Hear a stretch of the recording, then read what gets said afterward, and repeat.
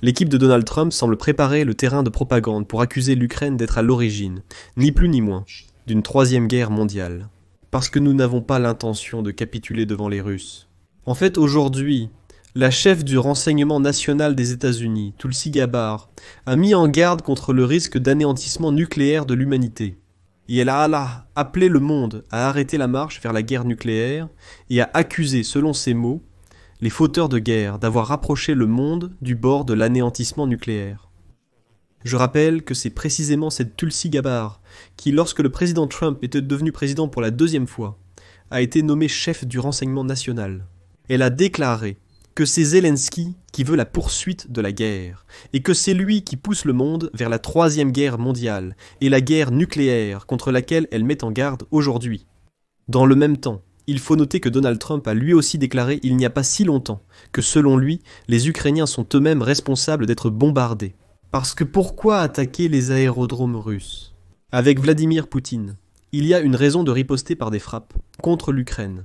Et cela pourrait peut-être conduire à un risque de troisième guerre mondiale, et bien sûr, à l'utilisation d'armes nucléaires. Alexei Petcheï, parlons de ce sujet ensemble. Nous allons tout aborder étape par étape. Mais avant de commencer, je vous demande de vous abonner à cette chaîne, de liker cette vidéo, et de laisser n'importe quel commentaire en dessous. De plus, abonnez-vous à ma chaîne Telegram Petchenew. Le lien se trouve dans la description de cette vidéo. Là-bas, nous publions des actualités en temps réel, ainsi que mes analyses personnelles sous forme de texte dès qu'elles sont disponibles. Et maintenant, passons à tout dans l'ordre. Aujourd'hui, Tulsi Gabbard est la directrice du renseignement national des États-Unis d'Amérique. Elle a appelé le monde à arrêter la marche vers la guerre nucléaire et a déclaré qu'il existe certains fauteurs de guerre qui poussent le monde vers une destruction nucléaire. Aujourd'hui, elle a publié une vidéo avec ces mots. Elle l'a publiée après sa visite à Hiroshima, la ville qui a souffert d'une attaque nucléaire des États-Unis en 1945. Et dans une courte vidéo, Gabbard explique en détail les conséquences d'une frappe nucléaire, en soulignant que les armes nucléaires modernes sont plusieurs fois plus puissantes que celles utilisées pendant la Seconde Guerre mondiale. Citation. Une seule bombe nucléaire aujourd'hui peut tuer des millions de personnes en quelques minutes. Ensuite, Tulsi Gabbard a vivement critiqué l'élite mondiale, l'accusant d'irresponsabilité et de croire qu'elle dispose d'un abri nucléaire et qu'elle échappera aux conséquences d'une guerre nucléaire. Il y avait des allusions suggérant que les dirigeants mondiaux, convaincus d'avoir des bunkers pour survivre même si le monde part en poussière, s'en sortiraient à coup sûr. Citation. Nous, les gens, devons nous exprimer et exiger la fin de cette folie. Il est intéressant de noter que la vidéo est apparue sur fond de négociations en cours entre les États-Unis et l'Iran sur l'accord nucléaire, ainsi que du rapport de l'Agence internationale de l'énergie atomique indiquant que l'Iran n'est pas seulement proche, il est très proche d'obtenir l'arme nucléaire. Et dans le contexte de la déclaration de Donald Trump selon laquelle, dit-il, les Iraniens sont devenus très arrogants dans les négociations. Il dit qu'ils sont agressifs, qu'ils ne veulent rien négocier. Et, comme le dit Trump, je suis déçu. Je ne comprends pas ce qui leur est arrivé. Pourquoi ils ont soudainement commencé à parler ainsi? Mais croit-il tout de même que les Iraniens sont prêts à signer un accord nucléaire avec les Américains? Et puis, cette déclaration de Tulsi Gabbard apparaît dans le contexte des affirmations selon lesquelles l'Ukraine provoquerait soi-disant la Russie à des frappes de représailles en frappant le territoire de la Fédération de Russie. Alors, ici, je vais d'abord vous montrer cette vidéo de Tulsi Gabbard, avec ma traduction, avec ma voix off. Désolé. Ce sera la voix d'un homme qui doublera Tulsi Gabbard. Ensuite, nous reviendrons à la discussion sur qui est Tulsi Gabbard et pourquoi. Elle accuse l'Ukraine et le président Zelensky de prétendument pousser le monde vers une guerre nucléaire. Vous savez pourquoi? Parce que l'Ukraine refuse de capituler devant la Russie.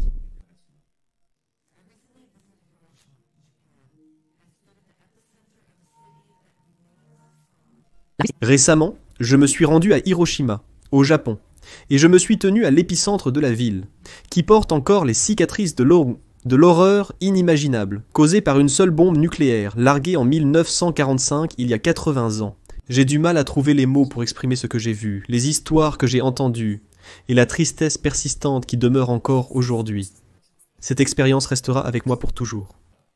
Cette attaque a détruit la ville, tué plus de 300 000 personnes, dont beaucoup sont mortes instantanément. Et d'autres sont morts, de graves brûlures, de blessures, de maladies dues aux radiations, et de cancers qui se sont développés dans les mois et les années qui ont suivi. Nagasaki a connu le même destin. Maisons, écoles et familles ont disparu en un instant. Les survivants ont porté pendant des décennies la douleur des graves brûlures, des maladies dues aux radiations et de la perte. Il a s'était proposé aux survivants de cette attaque de réaliser des peintures et des dessins, leurs souvenirs, leurs sentiments et ce qu'ils avaient vu. Et ces dessins, ainsi que la souffrance qu'ils transmettaient, la douleur et le sentiment de perte, étaient presque plus forts que les photos elles-mêmes. Cependant, cette seule bombe qui a causé tant de destruction à Hiroshima était minuscule comparée aux bombes nucléaires modernes. La bombe larguée sur Hiroshima avait une puissance d'à peine 15 kilotonnes en équivalent trinitrotoluène, alors que les ogives nucléaires modernes ont une puissance allant de 100 kilotonnes à plus d'une mégatonne.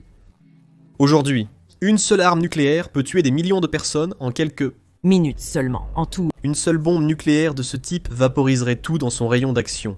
Les gens, les bâtiments, la vie elle-même. L'onde de choc détruira les bâtiments sur plusieurs kilomètres, tuant et mutilant un nombre incalculable de personnes. Puis viendra la pluie radioactive, un poison radioactif se propageant dans l'air, l'eau et le sol, condamnant les survivants à une mort atroce ou à une souffrance à vie. Cela peut être suivi d'une hiver nucléaire lorsque la fumée et les cendres bloqueront complètement le soleil, plongeant le monde dans l'obscurité et le froid, détruisant les récoltes et condamnant des milliards de personnes à la famine. Les pluies acides détruiront des écosystèmes entiers, laissant des cicatrices sur la Terre. Ce n'est pas une histoire de science-fiction inventée, c'est la réalité qui est en jeu, à laquelle nous sommes confrontés en ce moment. Parce qu'aujourd'hui, alors que nous sommes au bord de l'anéantissement nucléaire comme jamais auparavant, l'élite politique et les aventuriers militaires attisent sans scrupule la peur et la tension entre les puissances nucléaires. Peut-être est-ce parce qu'ils sont convaincus qu'ils auront accès à des abris nucléaires pour eux-mêmes et leurs familles, alors que les gens ordinaires n'y auront pas accès. C'est pourquoi c'est à nous, le peuple, de nous exprimer et d'exiger la fin de cette folie. Nous devons rejeter cette voie menant à la guerre nucléaire et œuvrer à la création d'un monde où personne ne vivra dans la peur d'un holocauste nucléaire.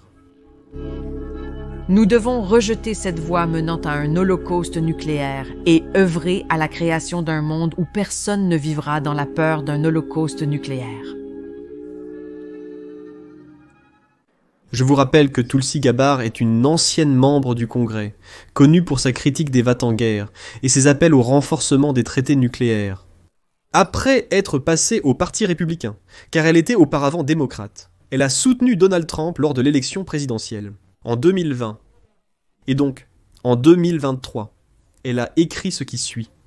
Les fauteurs de guerre essaient de nous entraîner dans la Troisième Guerre mondiale qui ne peut se terminer que d'une seule façon, par une destruction nucléaire, la souffrance et la mort de tous nos proches. Elle accusait l'ancien président américain Joe Biden, le président ukrainien, Volodymyr Zelensky, et, comme elle le disait, les néoconservateurs de l'OTAN, le Congrès américain et les médias d'une politique dangereuse menant l'humanité vers un holocauste nucléaire. Et elle affirmait, comme le dit actuellement Donald Trump, que c'est la guerre de Biden et Zelensky, qu'il aurait simplement fallu capituler, que lorsque Poutine a lancé son invasion à grande échelle de l'Ukraine, il suffisait de se rendre, de capituler, et alors il n'y aurait pas eu cette menace de guerre nucléaire. Je veux aussi vous rappeler qu'en février 2025, lorsqu'elle avait déjà été nommée directrice du renseignement national après l'investiture de Donald Trump, début mars, elle a soudainement commencé à critiquer vivement la direction de l'Ukraine, en particulier Volodymyr Zelensky. Et elle a déclaré qu'alors que le président Donald Trump travaillait à mettre fin à la guerre de la Russie contre l'Ukraine, Volodymyr Zelensky avait en tête des objectifs tout à fait différents. Je vais maintenant citer Tulsi Gabbard. D'ailleurs, le 2 mars de cette année, le président Trump est attaché à la paix et à la liberté. Nous voyons ici un grand écart entre sa position, son attachement à ses valeurs et aux intérêts du peuple américain, et les intérêts du président Zelensky et de ses dirigeants européens. Et tout cela se passait sur fond de scandale dans le bureau ovale. Je rappelle que cela a eu lieu le 28 février, lorsque l'on demandait à Zelensky pourquoi il n'était pas venu en costume. Et après cela, Tulsi Gabbard déclare la citation suivante. Le président Zelensky a d'autres objectifs. Il a dit qu'il voulait mettre fin à cette guerre. Mais il n'acceptera qu'une fin de cette guerre qui, selon lui, mènera à la victoire de l'Ukraine. Même si cela doit coûter un prix incroyablement élevé.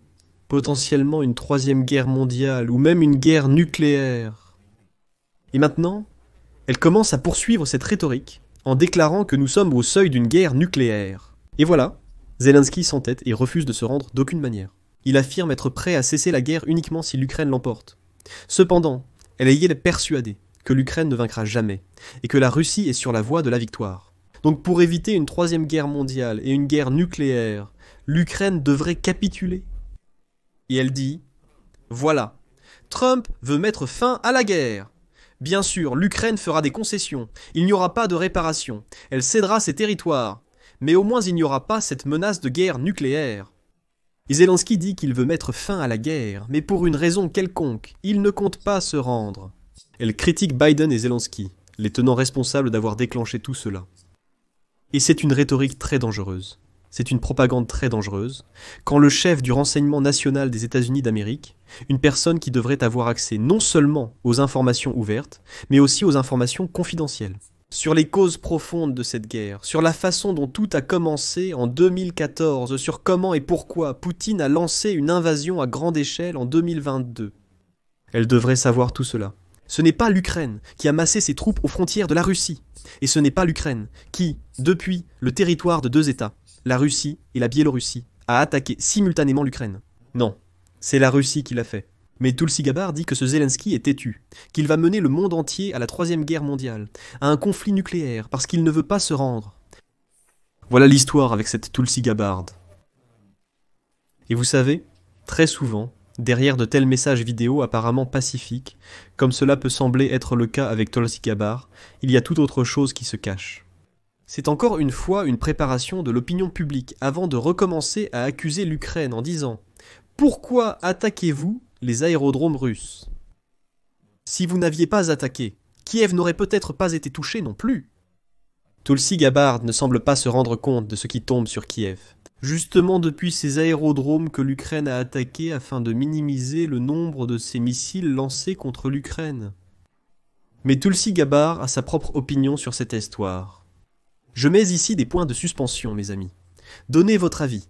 Écrivez vos conclusions dans les commentaires sous cette vidéo. Abonnez-vous à la chaîne, cliquez sur la cloche. Et n'oubliez pas de mettre un like,